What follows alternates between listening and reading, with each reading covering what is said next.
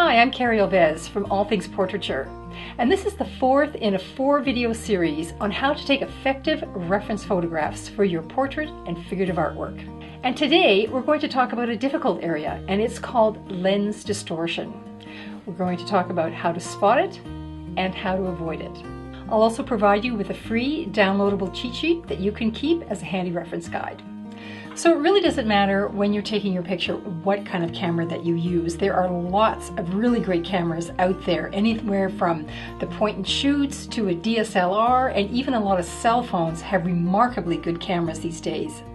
But the main thing that you do need to be aware of are the kind of lenses or what you put your setting at in your camera in order to avoid a thing called lens distortion.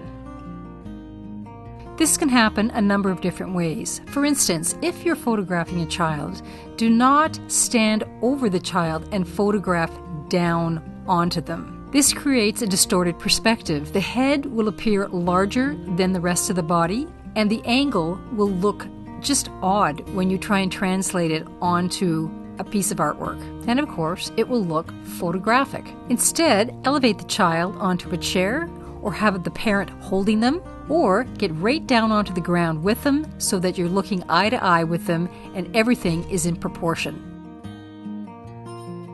The second way to get lens distortion is to have the wrong lens in the camera. If your camera has a wide-angle lens or is on a landscape setting, you will get a distorted barrel effect, which makes things look larger in the center and they're stretched and distorted on the side in order to include everything in the picture.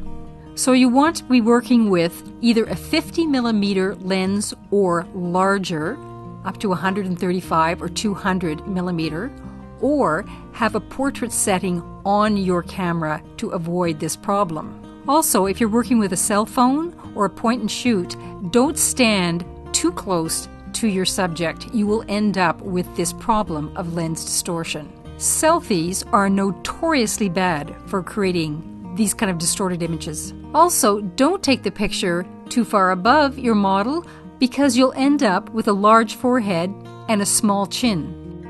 In this example, one of the model's hands is extended out about 2 feet in front of her head and her other hand, therefore giving the illusion of it looking much larger in relationship to the rest of her body. The way to remedy that is simply take another shot of the extended hand separately and work with it as a second reference image and resizing it to be the proper scale in the final drawing. All of these distortions are sometimes not easy to catch when you're looking at your reference images, but be aware of them, look carefully as you're taking your photographs, and also be aware that they don't translate well onto a piece of artwork. They stick right out and make it obvious you're working from photo reference. Thanks very much for watching this 4-part series on effective reference photography for your portraits and figurative artwork.